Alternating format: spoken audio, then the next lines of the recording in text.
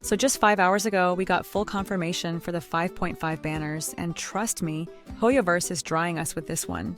I mean, we all expected some heat, but 5.5 is straight up dangerous for our primogems. But don't worry, because today I'm doing what other YouTubers fail to do. I'm announcing the 4-star characters accompanying these banners, and even giving a quick guide for you guys. Trust me, you're gonna want to hear this. 5.5 has everything we could have asked for, but that's exactly the problem. It's too good.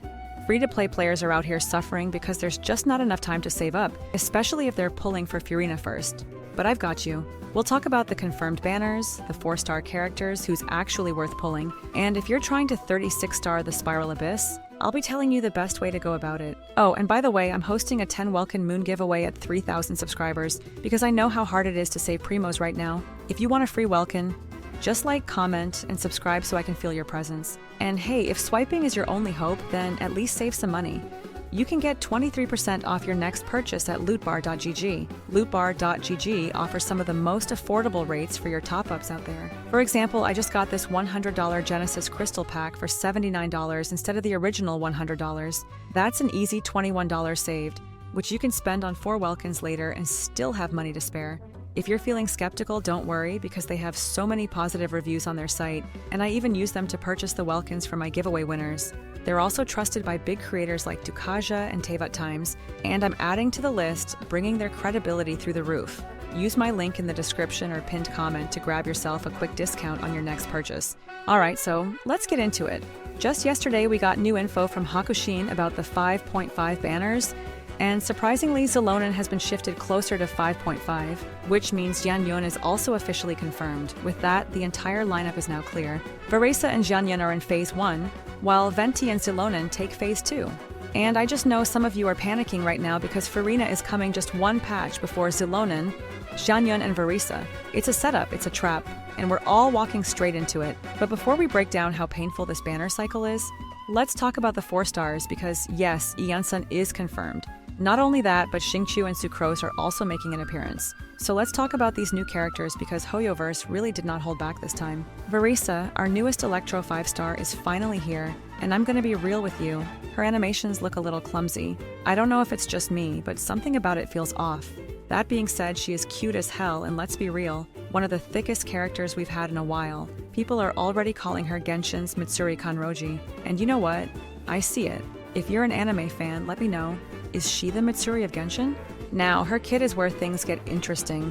She's all about plunging attacks, and from what I've seen, she can hit constant 300,000 damage with just her elemental skill. And that's not even touching her burst. Of course, you'll need some specific teammates to make that happen. Iansan, Xilonen, and Bennet are some of the best picks for her. Now, speaking of Iansan, let's talk about her because this girl has been getting some wild comparisons to Bennet. And I'm here to tell you, she's good, but not that good. At least not at first. Iansan can only compete with Bennet under certain conditions, and here's why. First, she needs to be using the Cinder City set because her buff only works properly on Natlan characters. If someone else in your party is already using that set, then tough luck, you're not stacking that buff properly.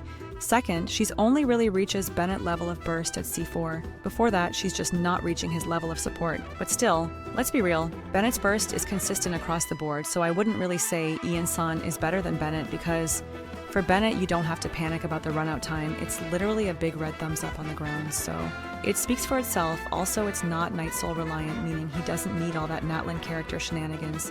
He even heals. The circle feels like a zone where you really can't the killed, something like a domain. That being said, Iansan does have one massive advantage. Her buff is not stationary. Instead of dropping a circle on the ground like Bennet's burst, Iansan's buff follows the active character. So how does it work? Basically, she buffs with her kinetic energy scale, and it follows the character, boosting their ATK.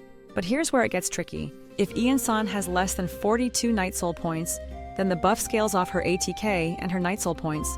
But if she has more than 42, then the buff is purely based on her ATK.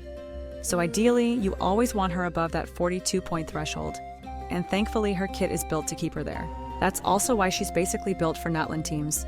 She works insanely well with Mavuika and other Natlan synergy characters. If you don't have Xilonen, Iansan is basically the budget version of her, so keep that in mind. Oh, and she's stupidly fun to play because she can sprint across Natlan's terrain like a literal rocket, so Yeah, definitely a fun character to add to the roster. Now back to Varesa because not only does she have personal buffs, but she's also self-sustaining, making her kind of like Mavuika in terms of independence. And HoYoverse did Venti dirty with this one because at this point, he doesn't even feel like an Archon anymore. I mean, Venti is a bow user with grouping abilities, and sure, he's still good, but the power creep is insane. Now we have characters that not only have better grouping, but also better buffs and mobility. Poor guy. But anyway, I know what you're all really wondering. Who's actually worth pulling in 5.5? So let's break it down. The MVP of 5.4 was Furina, no question. She's an incredible buffer, but her buff isn't easy to extract because your team needs to constantly lose and gain HP to stack it properly. If you have Nuvolette though, Furina is a must-pull. They are the best duo in the game right now. On the other hand, if you have Arlecchino, I'm just gonna say it.